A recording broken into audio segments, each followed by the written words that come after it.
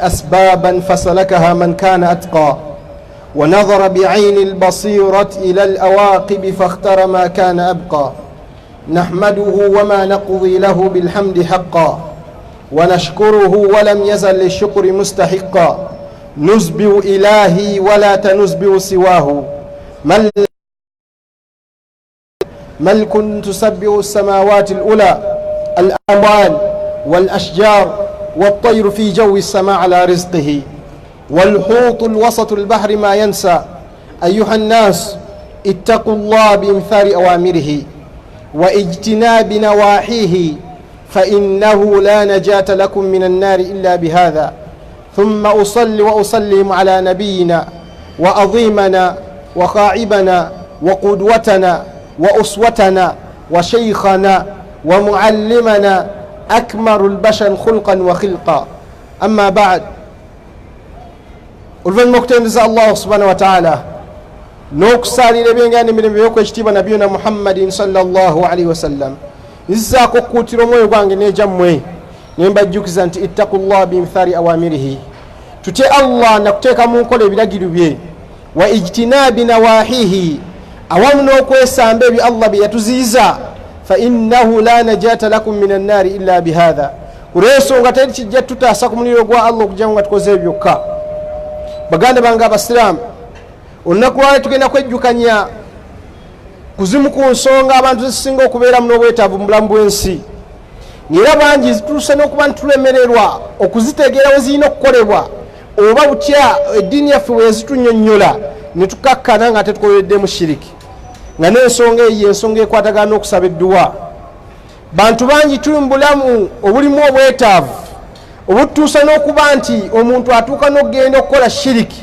n'agenda eri mu bantu abalaguzi be baamunnyonnyola edda oba bakakasiza ddala nti abo bashiriku naye olw'obwetaavu bw'okuba nti ayagala okusabirwa oba okubeera nti embeera yeekyuka akakkana tasosodde teekenneenyezza ti abaffe ono gwe njagala nsabire alamulwa atya mu ddiini yaffe oba ndagirwa nti kiki kye nnyina okukola omuntu nakkakkana ng'akoze ensobi n'agenda n'akola shiriki naye ng'aga kukyusa bulamu mu ddiini yaffe omubaka nabiyuna Muhammadin sallallahu alaihi wasallam yatutegeeza era n'atusomesa egimu ku mirimu omuntu gy'oyinza okwenywerezaako era gy'oyinza okukola n'okkakkana ng'ofunye enkizo ey'okubeera nti malayika ze nzikusabira era ze ziba zikusabidde edduwa eri mustajab eyanukulwa n'obeera nti weewezibbwa abantu bonna abamanyiddwako obukendeevu teriyo ku nsi muntu mutukuvu teriyo ku nsi muntu ali ku ddaala nga ye tugamba nti ebibye byaggwa wabula ffenna tulina obukendeevu obuli ku ddaala nti ne babeera bannabbi nabo baali ku ddaala nga nabo bakendeevu wabula obukendeevu bwabwe bwali bumanyibwa Allahu subhanahu wa ta'ala era ensonga olwaki olaba bannabbi bonna abakola ensobi Allah yazibakwata so si bantu bannaabwe kyenjagala kyeki tunuulira enkizo eri mumakkati g'okusabirwa malayika n'enkizo eri mumakkati g'okusabirwa omuntu g'osuubidde nti mulongoofu awamu n'ekyo ng'oyinza n'okuba ng'omanyiiko obukendeevu bwe nga n'obukendeevu bwe buyinza n'okuba bumujjisa mu ddiini omulala n'abeera nga n'obukendeevu bwe Allah ayinza okuba nga amubikkiridde gwe n'otabumanya naye nga okubeera nti ova bumanya tewaali badde mu bantu basemberera gy'ali ebyo byonna mbyogera mu mbeera otegeere enkizo y'okubeera nti omuntu senga ofaayo okwenywereza ku mirimu gye tugenda okwogerako butya bwonna obeera owangudde okubeera nti osabirwa ebitonde bya Allah ebimanyiddwako obulongoofu teriyo malayika yonna mu zonna eziri mu ggulu eziri ku nsi erinamu kitendo kyabonoonefu zonna ntukuvu era zonna zirimu ebyo ebitonde nga bigondera bugondezi ekyo Allah kyeyabiragira baganda bange abasiraamu tuli mu mbeera efaanagana eyo gyenkunnyonnyodde nti omuntu agenda w'omuntu olw'okuba yakulembezza erinnya lyatebenkera nalyo n'agamba nti sheekh gundi asabe edduwa sheekh gundi abizzaayo omuntu n'otuuka okuba nti otebenkeera n'okugenda eri omuntu oyo olw'ekigambo kyakulembezza nti sheekh naye nga owekennenya byakoze mu kusoma edduwa okakasiza ddala tebiiko buyigirize bwa mbaka nabiyuna Muhammad sallallahu alaihi wasallam. Omuntu akutuuka n'okusaba oba okutuma ebintu by'okakasa nti ddala bino biyingiddemu enkola ya shiriki, naye olw'obutebenkevu bwe tubalinamu ne tukkakkana nga tutebenkedde n'okuba nti batusabira. Ebyo byonna nja kulaga nti senga onoofaayo okwonywereza ku gino emirimu egiriko endagirira y'omubaka nabiyuna Muhammad sallallahu alaihi wasallam, ojja kubeera mu bantu abasobodde okufuna enkizo ey'okusabirwa ebitonde bya Allah ebikakasiddwako n'ebimanyiddwako obutukuvu n'obulongoofu. Emirimu mingi osobola okujja mu budde. Ogumu ku mirimu egyo omuntu gy'oyinza okuba nti senga ogyenywerezaako oba ng'ogikoze kikuviirako okuba nti malayika zijja kuba nti zikusabira. Era emirimu emirala mu gyo gijja kubaamu okusabirwanga kwa Allah. Nga tetunaba kutegeera mirimu egyo katusooke tuvunula ekiki ekiyitibwa okusabirwa kwa malayika n'okusabira kwa Allah nga bw'okiraba mu aya inna Allaha wa malaikatahu yusalluna ala nabi, nti mazima ddala Allah ne malayika ze zisaalira omubaka nabiyuna Muhammadin sallallahu alaihi wasallam. Ekyo tekitegeeza nti Allah akutamanga ffe tukutama mu swala, nti oba malayika nazo zikutamanga bwe tukutama mu swala, wabula birina amakulu ageyawulidde olw'ebitiibwa ebibeeyawulidde. Buli wowulira nti Allah asaalidde omubaka we oba Allah asaalidde ekitonde kye, abamanyi bategeeza kitegeeza ebintu bibiri. Ekisooka dhikruhu fi thanai lma'la, okubeera nti omuntu oyo ayogeddwako mu bitonde ebisinga okubeera okumpi ne Allah era ebitukuvu, nazo ziba malayika ezirinaanye arushi ya Allah. Kitegeeza ki? Nti eba nkizo nnene nnyo g'okuba nti oyogerwako Allah, ng'olaba nti basahaba n'abakyala ba Nabi Muhammadin sallallahu alaihi wasallam abamu baafuna enkizo y'okutoolerwa salaamu nga Allah yagisindise Jibril nejja negamba omubaka nabiyuna Muhammad sallallahu alaihi wasallam nti owange gwe mukyala Khadija nti Allah akuweereza salaam, naga nti assalamu alaika. Ekyo kyali kyankizo era bonna baafuna salaamu ya Allah baakawanga bukaabi, naye abakyali kitendo okubeera nti Allah abaweereza ekiyitibwa emirembe. Kyobola aba nabiyuna Muhammadin sallallahu alaihi wasallam hadithi emu ya Abi Hurayra, sahaba omu yagamba olw'omukwano gwe yayina eri Allah n'okumwagala n'okumutegeera, yagamba nti assalamu alaika ya Allah, nti emirembe gibeere gy'oli Allah. Nabbi n'amugamba nti Allah tasabirwa mirembe, Allah tasabirwa mirembe gibeere gy'ali olw'ensonga nti huwa salaam, ye kennyini emirembe.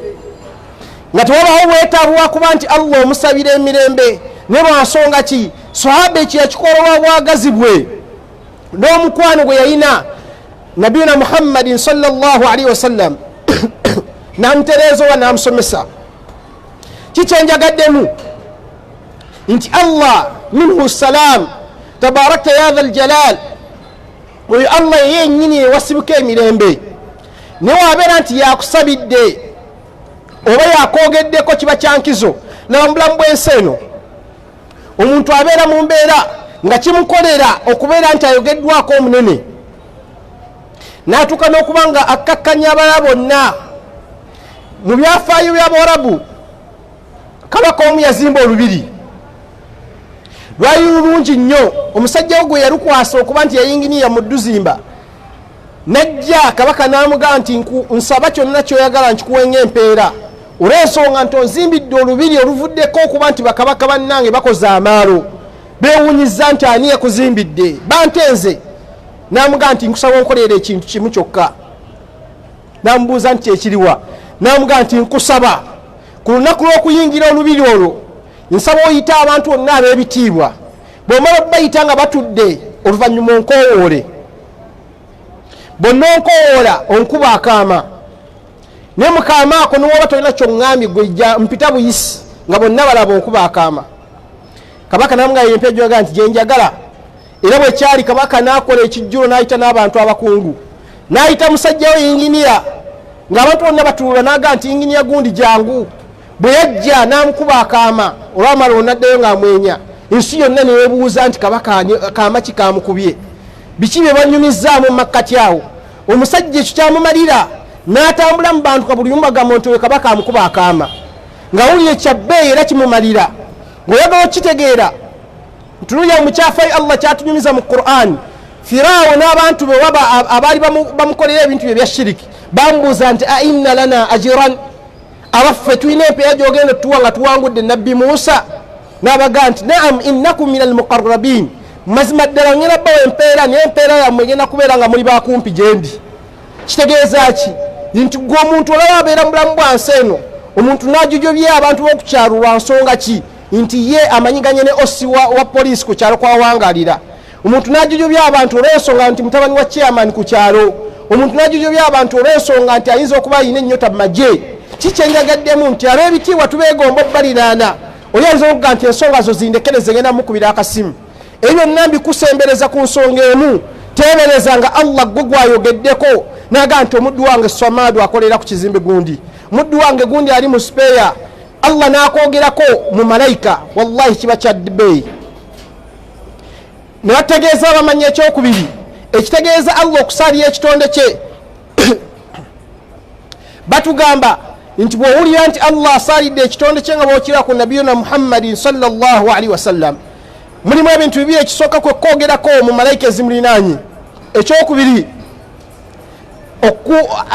arrafu fi darajat Allah okusitula madaala teriyo muntu yenna ayagala kubeera nti akakkanyizibwa kyova olaba nti n'omuntu waba afunye obutakkanya n'omuntu aga nti yanzikakkanyiza naye teebereza okuba nti amadaala gogenda ositulwa nga Allah subhanahu wa ta'ala yakagusitudde omuntu ayinza okuwangalira mu bulamu bw'ensi eno ng'olaba omuntu bagamba oyo yasitulwa amadaala era bankizo naye nga tolaba wowe basitukidde bategeeza abamanyi nti la yadhillu rabbi wala yansa Allah ategeeza mu Qur'an takola nsobi era teerabira bw'aba yayaganyisa okusitula omuntu yenna amadaala ku lw'ekyo ky'abaakoze mu mirimu egyayogerwako mu ddiini kakasa nti oba tokifunye ku duniya Allah ajja kikuwa ku akhira kyova olaba ambiya ne basahaba be oba bannabbi ne basahaba baabwe bawangaliranga mu bulamu obusinga okuba obwa wansi abaabayitangako ne babajeejaawa ne babakakkanya naye nga bagumidde ku kintu kimu nti waliyo olunaku olw'okuba nti Allah ffe bajja okuteeka waggulu laba mukyafayo kya nabbi Nuhu alayhi salatu wassalam bwe yalinga ali mu kubajja eryato abantu bamuyitangako ne baseka niwagamba nti omusajja yeka agudde eddalu eryato lyazimbye lya myaliro 3 lirina lizimbye ku lukalu naye nga kullama marra alayhi sakhiru minhu bamuyitangako ne baseka naye nga yagumidde ku kigambo kimu nti Allah yamulagidde wadde bo balaba obwongo bwabwe wano amazzi tegagenda tuukawo naye tebamanyi ekyo Allah kyategese byagenda okukakkana gye byaggwa ekyafayo nga mwali mukiwuliddeko ng'amazzi gatuuse baali batasuubira lwansonga ki nti yali ndagaano ya Allah nga tasobola kubeera nti ajawukanako Allah takyusa ndagaano waba agikoze kikyenyawo okutegeeza nti omuntu asobola okuba nti asuubiziddwa okusitulwa mu madaala ekyokulabirako ng'abawalimu omuntu n'alabanga ku nsi abawalimu ate bali mu bulamu obwa wansi talina bulamu bwe era abalabyeko n'abwegomba naye kakasa nti oba obalabyemu obwo obulamu nga tebalina kyowegomba gye bali bwe banaabeera nga bakola emirimu egyo khalisatan liwajhillah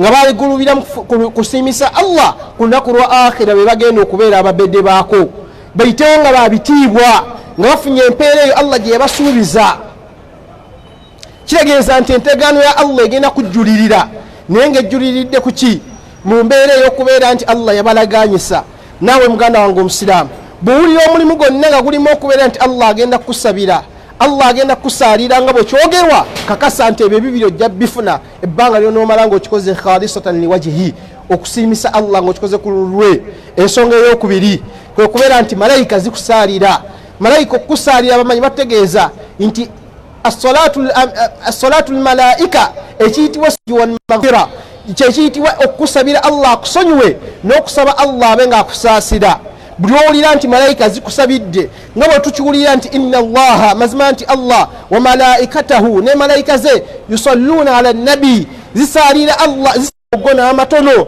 getwagadde ne getuguddemu obugumi osobi okubeera nti malayika ze tusabira kiba kyantizo ng'omuntu okifunye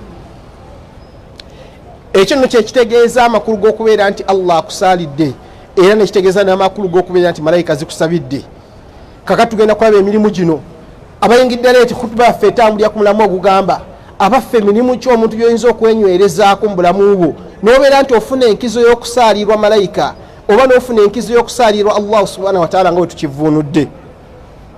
Omulimu ogusooka yategeeza omubaka nabiyina Muhammadin sallallahu alaihi wasallam naga nti annawmu ala tahara, omuntu okwebaka nga oli mutukuvu kitegeeza ki? Okugenda okwebaka ekiseera ky'okuyingira obubiri ne kituuka ng'omuntu olina wudhu. Tuwangalira mu bulamu ng'abantu baganya okufuna wudhu ngawamu ekyo nga bategedde enkizo yaayo ne batuuka n'okunyomba mu mbeera yaayo, naye mu kugibeera nti wudhu tujejjako tetukiwaamu wadde eddakiika.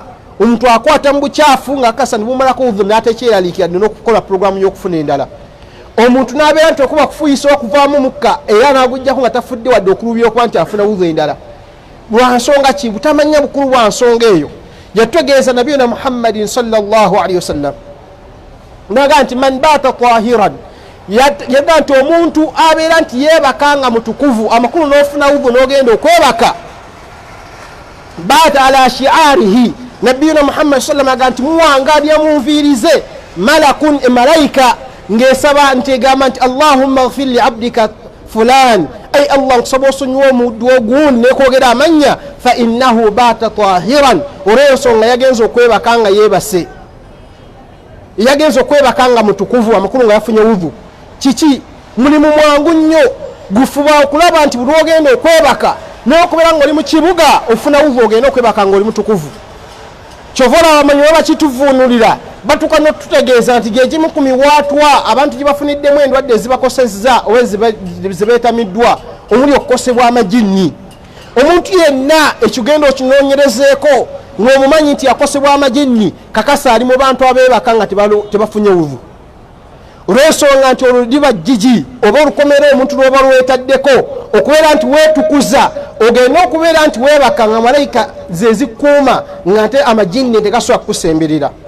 N'abantu olw'okuba twebaka nga bwe twagadde ne kifuukira omuwaato gwa shayitaani okuba nti zitukozesa ne zituuka n'okubeera nti bw'aba mukyala zizimuzaalamu, bw'aba musajja ne zimuzaalamu naye n'afuna ezadde mu majinni, bw'okuba nti toliraba kyekiviirako okuba nti abajjanjabi baago basobola okunnyonnyola nti amajinni weegati googedde kino. Ne lwa nsonga ki? Wagaana okufa nga yo okwebaka nga oli mutukuvu. Olaba n'okuwangaala obuwangazi ne wudhu nga si kwebaka nakyo kyankizo. Mu kiro kya lailatu al-isra wal-miraj, ekiro ekyalimu okusenguka kw'omubaka nabiyina Muhammad sallallahu alaihi wasallam okuva e Makka n'agenda e Jerusalem Baitul Maqdis, n'avaawo n'agenda mu ggulu oba n'asisinkana Allah subhanahu wa ta'ala. Kikyenjagaddemu kyekyo ekiro ekyo ekimanyiddwako nabiyina Muhammadin sallallahu alaihi wasallam bwe yanyumya byebo bye yalagibwa oba bye baamukubira ekifaananyi mu by'omujjana, yagamba nti nasanze sahaba wange ayitibwa Bilal ng'oli mu bantu abalina engatta ez'omuwendo nga nte okulembedde oli mu bantu abandi mu maaso. Nembuuza eyo enkizo ogifuna otya? Ne bamugamba nti ddayo omubuuze. Nabbi bwe yadda ku nsi yabuuza Bilal, mulimu ki gw'okola ogwoyinza okuwulira nti gwe gukufuukidde okuba nti oli wankiza eri Allah subhanahu wa ta'ala? Bilal ibn Abi Rabaha sahaba yali omu ku bazinyi ba nabbi abasatu, n'ayogera n'amugamba nti nyina omulimu gumu gwe mpulira ngukola khalisatan liwajhillah, gwe nkola ku lw'okusiimisa Allah. N'agamba nti sirina kiseera wudhu wenzigwako okujjako nga nwana okulaba nti weba yakanzigwako nga nfunira wudhu endala, era olumala ogifuna neesaleera akabbiri, sirina mulimu mulamula gwonna gwe nkola. Nabiyina Muhammadin sallallahu alaihi wasallam n'amugamba nti gwegwe omulimu ogukuviiriddeko okubeera nti walabiddwa mu bantu b'omujjana, abamanyi bakakasa nti ekiwuna kikuyingiza ejjana. Olw'eyo hadithi ennyini ne bagamba ekyokubiri kijja kukuweesa engatta ez'omuwendo. Omuntu abeera bwezi ku nsi kuno n'abaako engatto z'ayagala okwambala, olw'ensonga ensi yonna ezoogerako nti ezayambadde ekikika kyanjawulo, naye zijja kuba kika kyanjawulo mu b'omujjana. Teri ejja kubeera mu bigere, niwe ajja kubayo abalina engatta ezisukka okuba kuzaabalala ab'enkizo okubeza enkizo, naye nga nsonga ki? Baafangayo okufuna wudhu. N'ayogera ekyera ku ekyo nabiyina Muhammad sallallahu alaihi wasallam okusinza ku Bilal byamugamba kwe kubeera nti yasalanga era akabbiri, olwafunanga wudhu n'asalyawo era akabbiri. Ekyaviirako Bilal okuba nti nabbi amulamu bantu b'omujjana ate mu bantu abalina ebyambalo eby'enkizo, era awamu n'ekyo abantu abali mu maaso g'omubaka nabiyina Muhammad sallallahu alaihi wasallam okumukulembera. baganda banga abasiraamu nkubiriza omwoyo gwange nejammwe tufengayo okuba nti wetuba tugenda okwebaka tufune udhu tuwulire nezzadde lyaffe okuba nti lifuna udhu ekijja tufuukira okubeera nti tulibankizo omulimu ogwokubiri omuntu goyinza okufaako okubeera nti malayika zijja kukusabira yategeeza oyo atusinga okumanya n'okutegeera nabiyuna Muhammad sallallahu alaihi wasallam almakthu fi lmasjid okuwangalira mu swala okuwangalira mu masjidi yategeeza nabiyuna Muhammad sallallahu alaihi wasallam nti la yazalu ahadukum fi musallahu nti omu kummwe ebbanga lyamala nga awangalidde wasalidde la yusallu alayhi almalaika malaika zisigala zimusabira nga zigamba ti allahumma ghfir lahu allahumma arhamhu abamanyi bali bavuunula hadithi eyo bategeeza n'ekigambo ekyasemaayo mu hadithi enabbi kyeyogera ma lam yahdith ebbanga lyomala nga omuntu oyo tavuddeemu kizuusi kitegeeza ki nga tavuddeeko kintu kyonna kiyinza mumalako uvu omuli okuvaamu omukka oba ekikolwa ekira kyonna kikyenjagaddemu nti omuntu okubeera obubeezi mu masjidi kyobola omumanyi omu ayitibwa ibini battal yagamba nti man kana indahu kathiru min adhunub omuntu yenna alina amazambi amangi nakakasa nti nyina amazambi mangi wa arada an yahutahu llahu anhu bighairi taab bila taab omuntu oyo nayagala okuba nti allah agamusangulako ngaomuntu oyo taluufa banye nnyo falyulazimu omuntu ekimukakatako okubeera nti afaayo okulondoola musallahu ekifo kye kyasaliramu amakulu go kiwangaliramu buwangalizi noba toyogereddemu istighfar noba tolina kyokoleddemu wadde okusomera mu Qur'an naye nosigala busigazi wosalira malayika ziba ziri mu ddaala nti beziba zikusabira ebbanga lyomala nga tovuddeeko uvu bwekutuulawo obutuuzi ekyo kyokka kikufundisa empeera ez'okuba nti malayika zikusabira niye abantu tubeeraawo omuntu nogaa nti waayi noonya awantu wokuwumulirako omuntu nagenda nagaa nti kangende ntuuleko obutuusi mu kagemu paaka omuntu nagenda natuula mu kasaawe k'omupiira nabeereyo n'akasuka obuyinja omuntu nabeerako nagenda natuula mu bitebe newuuba nagenda mu ddino natulaba ku tv kakasa ebyo byonna tebiriiko bwino ebbanga lyomala nga onoosigala mu kifo wonna woosaalidde amanyi bategeeza essola nebeera nga si yatteeka ng'osadde ya sunna gonoowangalirawo ebbanga eryo lyomala nga okyalina uvu malayika zijja sigala nga zikusabira omulimu ogwokusatu omuntu gwokuviirako okuba nti malayika zikusabira yategeeza omubaka nabiyuna Muhammadin sallallahu alaihi wasallam ma min yaumin yusbihu illa ma min yaumin nabiyuna Muhammad sallallahu alaihi wasallam teriyo olunaku lwonna illa yanzilani malakani okujjako nga malayika bbiri zikka nizigamba nti ay allah allahumma uti munfiqan khalafa ay allah tukusaba owa omuddu oyo asaddaase omukuumira ebintu bye byonna byalina nizisabira endala negamba wayaqulu al-akhir ne malayika eyokubiri negamba nti allahumma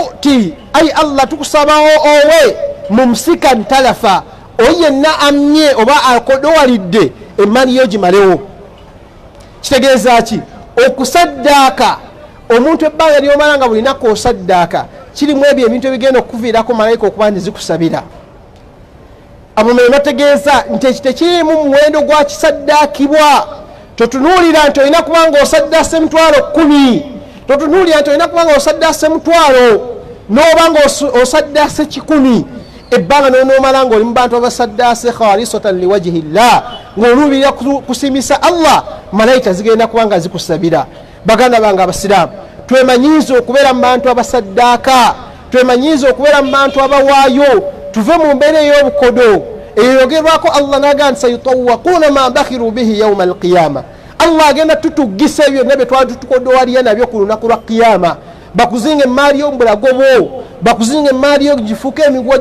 gyokusindisa mu jahannamu naye lwansonga ki ekyo allah takiteeka ku muntu ataalina akiteekako oyo yalina fenna tulina kyetulina naye tugambye okiwaayo mu kkubo lya allah awamu n'ekyo nga tusobola okiwaayo mu bintu ebitalina makulu omuntu osobola omusanga nga apaakinze awa baddiikuula n'abagamba nti mukwate 5 mukwate omutwalo munziniremu awo muyimbeemu muwemule ebyo noziwaayo naye nga wavudde mu masijidi nga 5 byaganye okuweebwayo kakasa nti oli mu bantu abafaafaaganiddwa kubanga malayika tezijja kugamba nti ai allah omuddu we yawadde eddiikuula n'ekikumi ekyowadde mu butono bwakyo nezisaga nti ai allah tetugenda mumusabira awaddeyo ekinusu gwokuwaayo ko kikumalira ebikwatagana obungi bw'ekyowaddeyo ebyo bikwatagana ne Allah subhanahu wa ta'ala kuba yagaba empeera era yamanye enniya kwe tuweeredde. Bannange twemanyiize okuwaayo khalisatan liwajhi llah, tuweeyo okusimisa Allah, oba oliawo tujja kubeera mu bantu basoofuna obulungi obwo Allahu subhanahu wa ta'ala bwetusuubisa. Ensonga endala omuntu gyoyinza okwekwatako n'ofuna enkizo y'okusabirwa malayika n'okusalira kwe kubeera iyadatul marid, okulambula abalwadde.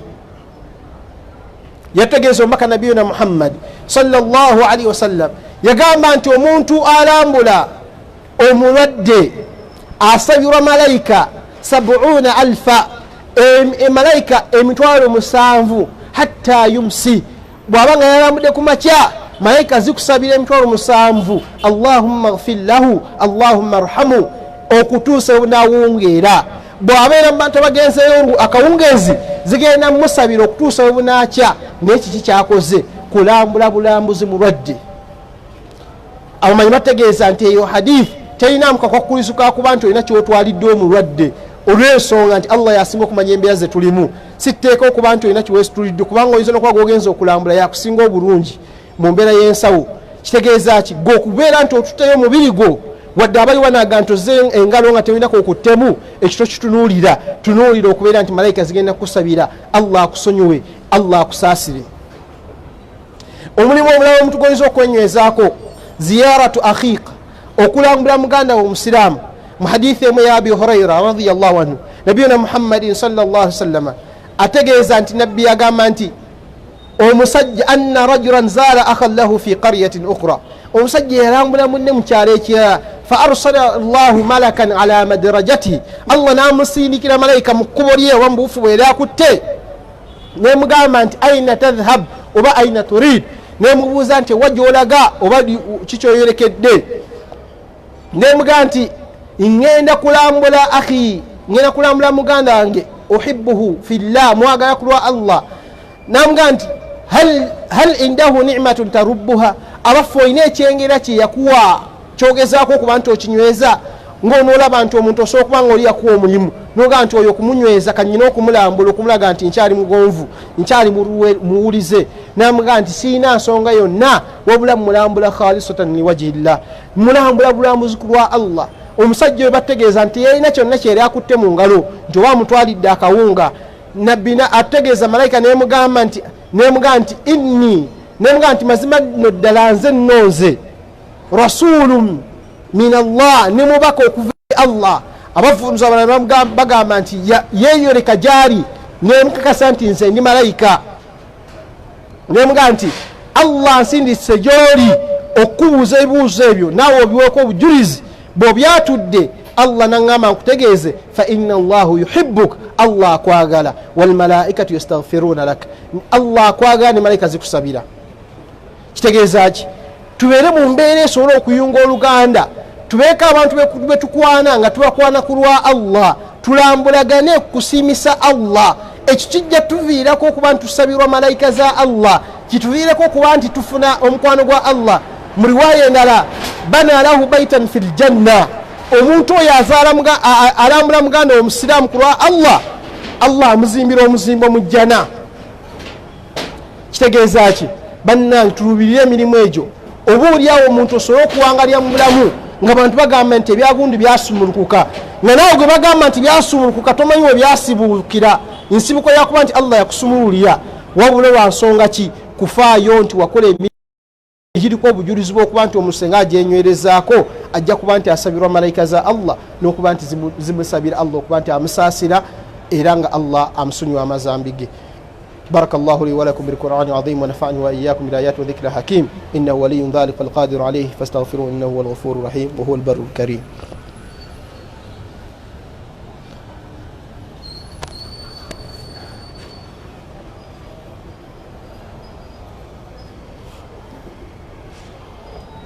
الحمد لله يعلم الغيوب وهو الغفور الذنوب والدعاء المجيب والصلاة والسلام على محمد الحبيب. Emirimu egiriko obujulizi obuyinza okuviirako omuntu okuba nti afune enkizo ey'okuba nti abeera mu bantu abanaasalirwa malayika, era abantu abanaabeera nti basabirwa malayika zibeere zikusabira ebintu bibiri Allahumma ighfir lahu ay Allah tusaba osasira omuddu ogundi omusonyi w'amazambi ge Allahumma arhamu ay Allah tusaba osse ekisa ku muddu ogundi mingi jwa emirimu 14 naye twakalako emirimu nga 6 sitteeko gimalayo n'ekiba kirungi omuntu okuba nti kwejo n'oba nga wekutteko ku mirimu ebiri gikumalira okubeera nti mu buwangaazi bwo owangalya mu bantu abalina enkizo emirimu emirala ebi gye tugenda okulaba olw'obufuna lw'obudde egiriko obujulizi kwe kubeera nti omuntu osaali omubaka nabiyuna Muhammad sallallahu alaihi wasallam. Allah yatonda ebitonde bingi, ebimu biri mu ggulu, ebirala biri ku nsi, ebirala biri wansi, ebirala biri mu mazzi, ebirala biri Allah yekka yamanyiyo kuba teri amanyi bwakabaka bwe gye bukoma. Nekikyenjagaddemu mu byonna obujulizi bwonna ekitonde Allah kyasinga okwagala omubaka we nabiyuna Muhammad sallallahu alaihi wasallam. Mu kubeera ow'enkizo Allah yamwagala n'amuwa bingi era n'amusuubiza bingi, naye mu ku byenkizo bye yamuwa kwe kubeera nti senga ayogerwako omuntu n'otasaalira mubaka nabiyuna Muhammad sallallahu alaihi wasallam, nabbi yakusabira edduwa era abamanyi bategeeza nti edduwa etakukwatira ku duniya, ku lunaku lwa akhira ojja kujja era abantu bakulabeko nti oyali mu bantu abalina olunkulu nga nabbi waayogerwako tamusaalira. Yedduwa egamba etya? Yasaba nti ai Allah nkusaba olwazi omuntu enyindo yo, omuntu gwensaalirwa oba gwenjogerwako, falam yusalli indi, omuntu n'atansalira, ai Allah nkusaba enyindo yo ogirwaze kookolo. Oyinza okuba nga atulabye muntu alwadde kookolo ku nyindo ye ne bategeeza nti abajja labikako ku lunaku lwa akhira balabikeko nti baba abantu baagaana okubeera nti basaadde omubaka nabiyuna Muhammad sallallahu alaihi wasallam.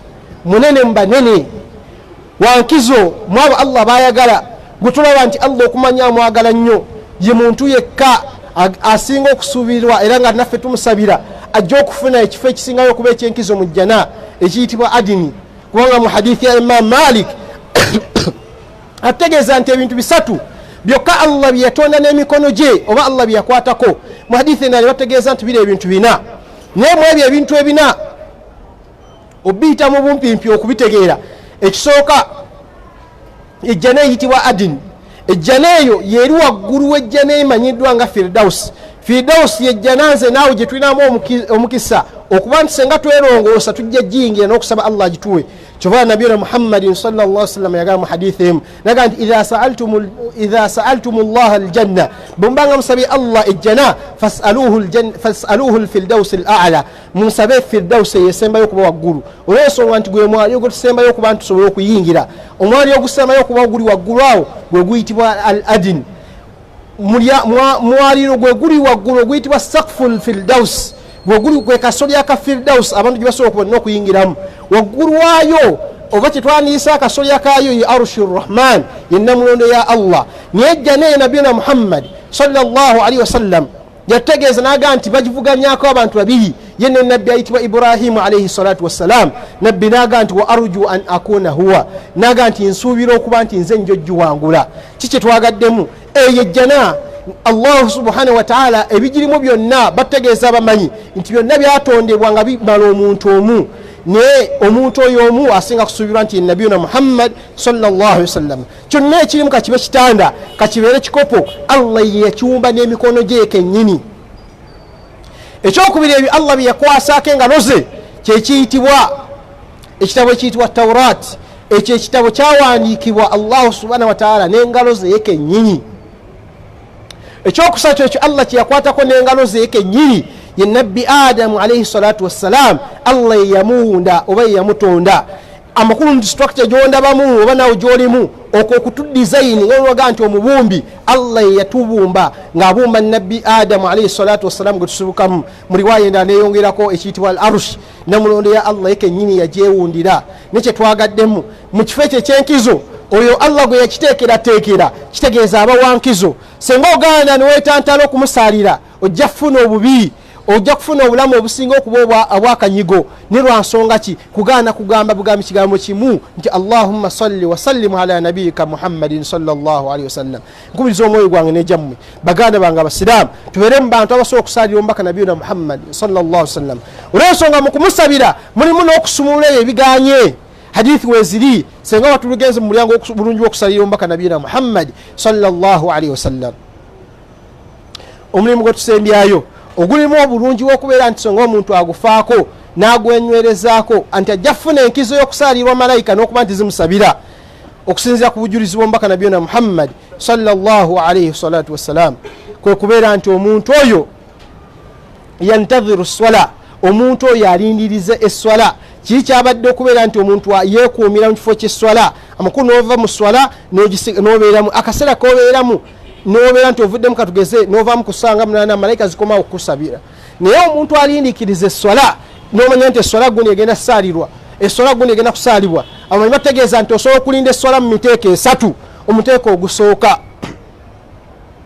kwe kubeera nti okeera mu masjidi.